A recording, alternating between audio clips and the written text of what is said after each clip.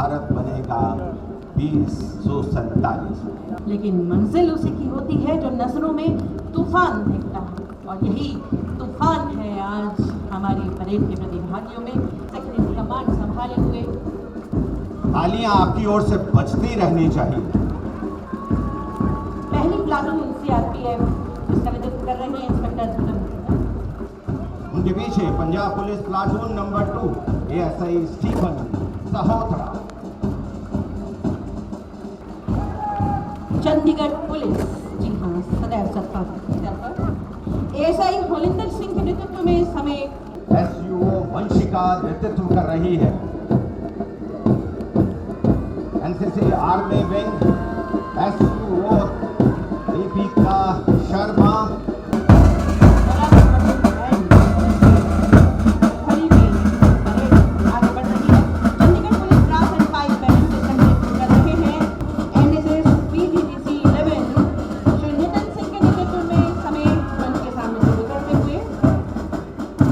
और RSS open unit team हर घर तिरंगा को साथ लिए।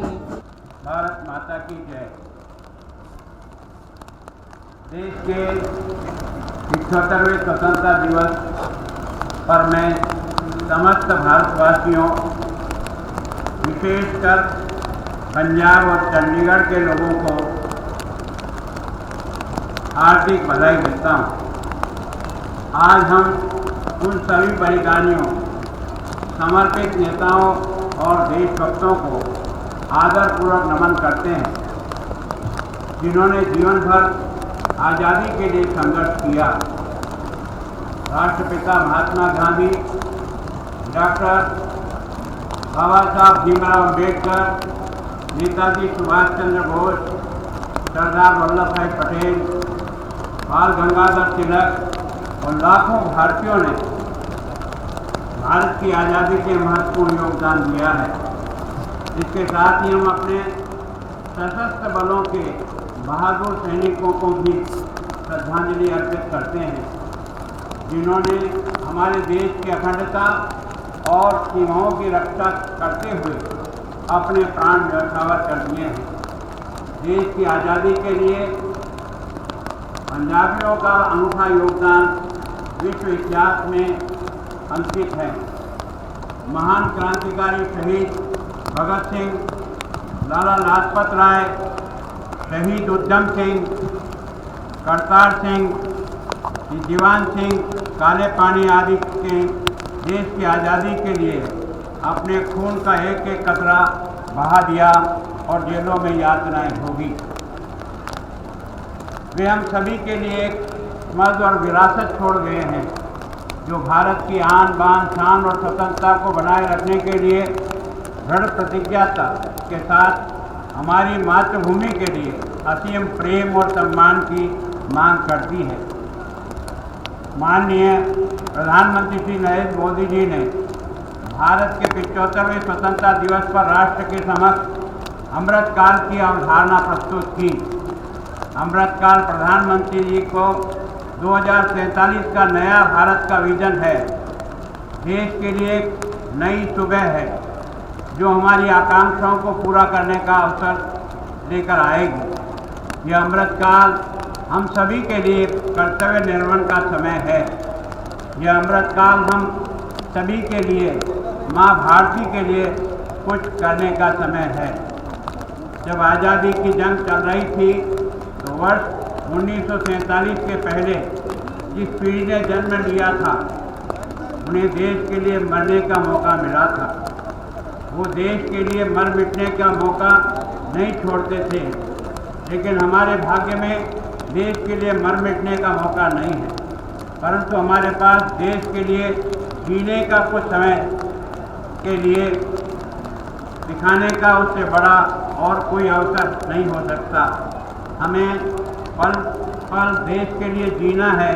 इसी संकल्प के साथ इस अमृत काल में 140 करोड़ देशवासियों के संकल्प और सपनों को भी बनाना है। उनके संकल्प के लिए सिद्धि में भी परिवर्तन करना है। और जब वर्ष 2047 में तिरंगा झंडा फहराएगा, तो विश्व एक विकसित भारत के गुणगान करता दिखाई देगा। वर्ष 2024 में 18वीं लोकसभा चुनाव के रूप में हमारे देश का सबसे बड़ा लोकतांत्रिक त्यौहार मनाया गया, जो शांतिपूर्ण तरीके से संपन्न हुआ। पूरे देश के लोगों ने एक लोकतांत्रिक और सरकार का चुनाव करके वास्तव में दुनिया को दिखा दिया है कि भारत एक परिपक्व लोकतंत्र देश है, जिसका हिस्सा हमारे पूर्वजों द्वारा कल्पित आत्मविश्वास और दूरदर्शिता है। हमें देश की कई ऊंचाइयों पर ले जाने का सुनहरा अवसर दिया गया है। विभिन्न लक्ष्यों को प्राप्त करने के लिए देश के प्रत्येक नागरिक का योगदान महत्वपूर्ण है। इसके लिए मैं समस्त नागरिकों से संविधान में निहित हमारे मौलिक कर्तव्यों के पालन करने की अपील करता हूँ। ये कर्तव्य भारत की स्वतंत्रता के 100 वर्ष पूरे होने पर विश्व गुरु बनने की दिशा में प्रत्येक नागरिक को आवश्यक दायित्व है।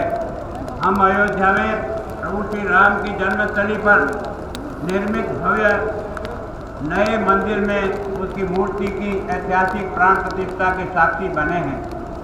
जब इस घटना को व्यापक दृष्टिकोण से देखा जाएगा तो भविष्य के इतिहासकाल से भारत की अपनी सभ्यता और विरासत को निरंतर पुनः खोज में एक मील का पत्थर बनेंगे।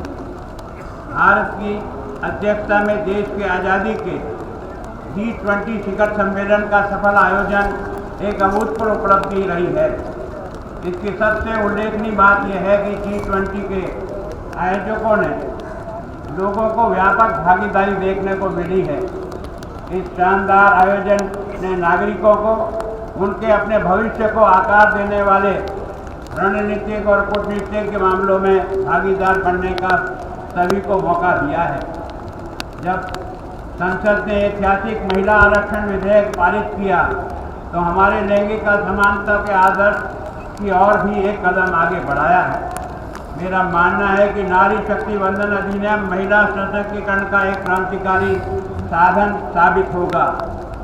एक और महत्वपूर्ण सुधार के अंतर्गत डिजिटल इंडिया की शुरुआत की गई है, जिसने देश के लोगों को जीवन और व्यापार को बहुत आसान बना दिया है। आज पूरा विश्व इसे भारत की एक बड़ी उपलब्धि के रूप में देखता है। यहाँ तक कि विकसित देशों के पास भी भारत जैसी डिजिटल प्रणाली नहीं है। गत वर्ष हमने भारत के सबसे महत्वपूर्ण अंतरिक्ष मिशन में से एक चंद्रयान-3 हमारे देश के लिए बहुत बड़ी उपलब्धि थी। चंद्रयान-3 मिशन के माध्यम से भारत अंतरिक्ष अन्वेषण में दुनिया भर में अग्रणी बन गया, जिसने चंद्रमा और उसके आगे तक के पहुँचने की हमारी क्षमता का प्रदर्शन किया है। चंद्रयान-3 भारत की तकनीक की क्षमता, वैज्ञानिक नेतृत्व, रणनीतिक स्वायत्तता और राष्ट्रीय गौरव को बढ़ावा देगा। साथ ही भावी पीढ़ियों को प्रेरित करेगा और आर्थिक विकास को बढ़ावा देगा। हमारे माननीय प्रधानमंत्री जी ने गतिशील नेतृत्व ने हमारा देश विभिन्न वैश्विक मंचों पर अपनी जोरदार उपस्थिति दर्ज करा रहा है। राष्ट्र में मौजूद प्रतिभाओं का विशाल भंडार की बदौलत देश का भविष्य और भी उज्जवल होने वाला है। आइए हम समावेशिता और विकास के अवसरों से परिपूर्ण भारत को विकसित भारत बनाने के लिए प्रतिबद्ध रहें। यह वर्ष खेलों के क्षेत्र में भी भारत के लिए काफ़ी अच्छा रहा है। जहाँ पहले भारत T20 विश्व कप जीता, वहीं हाल ही में संपन्न हुए पेरिस ओलंपिक खेलों में भारत का प्रदर्शन काफ़ी अच्छा रहा है।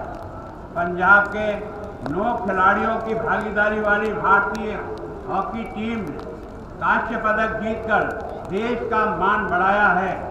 इसके अलावा चंडीगढ़ में अपनी पढ़ाई कर रहे मनु भाकर और तवरजीत सिंह ने शूटिंग में कांस्य पदक जीतकर देश को गौरवान्वित किया है। यहाँ पर मैं पेरिस ओलंपिक की पदक विजेता वाले और भाग लेने वाले सभी भारतीय खिलाड़ियों को आज के स्वतंत्रता दिवस के शुभ अवसर पर बहुत बहुत शुभकामनाएं प्रेषित करता हूँ। देवियों सज्जनों, आज मैं यहाँ देश के 78वें स्वतंत्रता दिवस के अवसर पर चंडीगढ़ के प्रशासक के तौर पर बधाई देता हूँ। सिटी ब्यूटीफुल के नाम से प्रख्यात हमारा चंडीगढ़ शहर आधुनिक शहरी योजना का एक प्रमुख उदाहरण बनकर उभरा है। पिछले कुछ वर्षों से चंडीगढ़ अपने नियोजित लेआउट को आधुनिक विकास की जरूरतों के अनुरूप ढालते हुए व्यवसाय, शिक्षा, संस्कृति, स्वास्थ्य सेवाएं के लिए एक संपन्न केंद्र के रूप में विकसित हुआ है। चंडीगढ़ के रणनीतिक विकास और दूरदर्शी शासन ने एक बेंचमार्क स्थापित करते हुए इसे इस बात के लिए एक प्रमुख उदाहरण बना दिया है। ऐसे विचारशील नियोजन और नवाचार शहरी सफलता के आगे बढ़ा सकते हैं। हाल ही में 4 अगस्त को भारत सरकार द्वारा नए आपराधिक कानूनों के तहत यूटी चंडीगढ़ में ई-साक्ष्य, न्याय सेतु, न्याय स्तुति और ई-समन नामक 4 नए ऐप लॉन्च किए हैं। चंडीगढ़ देश की पहली प्रशासनिक इकाई होगी जहां जल्दी ही तीनों कानूनों को अमल से जुड़ी प्रक्रिया 100% पूरी हो जाएगी। इस महीने भारत सरकार के स्मार्ट सिटी मिशन के तहत मनी माजरा के अभूतपूर्व 24x7 वाटर सप्लाई प्रोजेक्ट का भी औपचारिक रूप से उद्घाटन किया है, जो आबादी की उभरती जरूरत को पूरा करने में हमारी प्रतिबद्धता का प्रमाण है। हंडू हजरा स्थित डंपिंग साइट पर अब तक लगभग 20 एकड़ भूमि की साफ करके 11.5 LMT वेस्ट का उपचार किया जा रहा है। माननीय प्रधानमंत्री श्री नरेंद्र मोदी के द्वारा पर्यावरण संरक्षण के लिए शुरू किए गए देशव्यापी अभियान एक पेड़ माँ के नाम अंतर्गत चंडीगढ़ ने लगभग 1 लाख पेड़ लगाए हैं। चंडीगढ़ प्रशासन ने पर्यावरण संरक्षण की अपनी प्रतिबद्धता के तहत शहर को आगे बढ़ाते हुए शहर में भारत की सबसे बड़ी पब्लिक बाइक शेयरिंग प्रणाली स्थापित की है। इसके अलावा शहर में 80 इलेक्ट्रिक बसें शुरू की है तथा 100 और आने वाली है।